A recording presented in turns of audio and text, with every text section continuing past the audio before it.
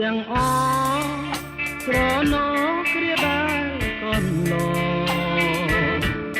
អូននឹងបងចងក្រងកម្រងស្នេហានឹកឃើញថ្មីថ្មីពេលស្រីគេកាយហាន់ថាហើយវាចាប្រាប់ថាអូនស្នេហ៍តែប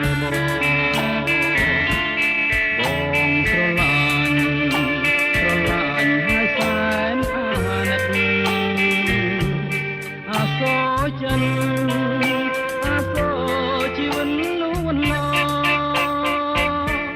បងនឹងថាមិនអើយមកជួយចាំផងព្រះអើយខ្ញុំផ្សងពងសូមសច្ចានឹកឃើញជានិច្ច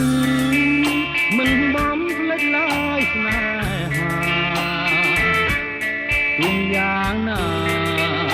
ក៏ខំរាំងសារុងថ្ងៃ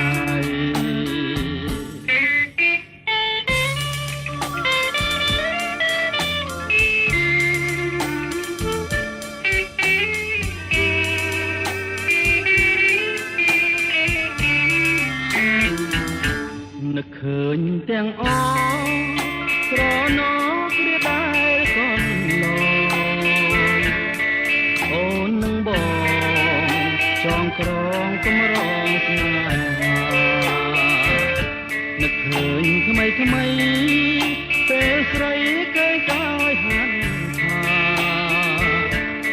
ហើយវិចាប្រាប់ថាអូនស្នេហ៍តែបងស្រឡាញ់ហើយសែនអាណិតអាសូរចិនអាសូរជីវិតលួនឡបងនឹងថាមិនអើយមកជួយចាំផងព្រះអើយខ្ញុំផ្សងពងសូមសច្ចានឹកឃើញជានិច្ចមិនបំភ្លេចឡើយស្នេហាទោះយ៉ាងណាក៏ខំរា